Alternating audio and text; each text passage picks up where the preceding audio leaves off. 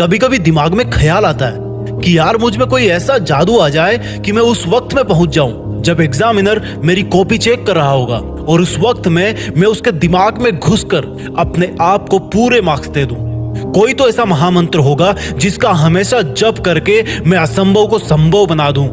चलो आज मैं तुम्हें वो महामंत्र बताने वाला हूं, क्योंकि अगर इंसान के पास ऐसा कोई महामंत्र होता कि वो बिना कुछ करे सब कुछ हासिल कर ले, तो आज सड़क पे कोई मजदूरी नहीं कर रहा होता, इतनी ठंड में खेतों में कोई किसान अपनी फसल की सिंचाई नहीं कर रहा होता।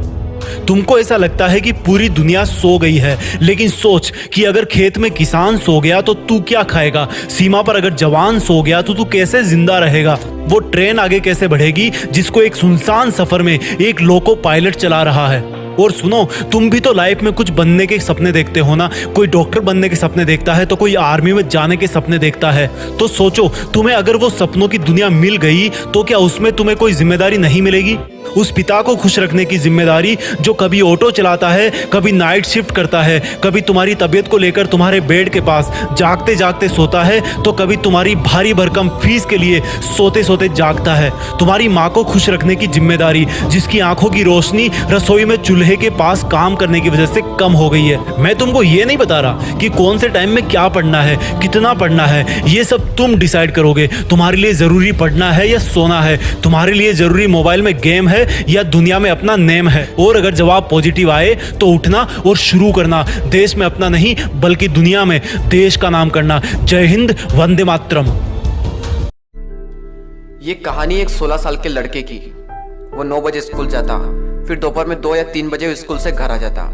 घर आते ही किसी चीज का कोई ठिकाना नहीं, बस्ता फेंका, ड्रेस उतारी या नहीं उतारी, मोबाइल में लग जाना। और जैसे ही शाम की 6 या 7 बजे वो दोस्तों के साथ टाइम पास करने निकल जाता, और वो रात को 1 बजे या फिर 2 बजे घर पर आता था। उसके माता पिता को लग रहा था कि वो पढ़ाई करने जाता है। ये थी उस लड़के की डेली रूटीन। लेकिन एक दिन जब वो दोस्तों के साथ टाइम पास करने के लिए शाम को जा रहा था, तभी उसके मम्मी पापा कुछ बात कर रहे थे। तभी वो चुपके चुपके सुनने लगा। वहीं उसके मम्मी पापा उसके फ्यूचर के बारे में चर्चा कर रहे थे कि देखना हमारा बेटा बड़ा होकर IPS बनेगा, IAS बनेगा। वहीं पापा कह रहे कि नहीं, हमारा बेटा जज, लेकिन हमारा बेटा जिंदगी में कुछ न कुछ तो बड़ा करेगा और हमारा नाम रोशन करेगा। और वो लड़का उसके मम्मी पापा की बातों को सुनकर खून के आंसू रोने लगा। वो अंदर अंदर सोच रहा, यार मेरी 12th पास करने की औकात नहीं है, और मेरे मम्मी पापा मेरे लिए इतने बड़े बड़े सपने संजोए रखे हैं। उसने उगते सूरज को देखा।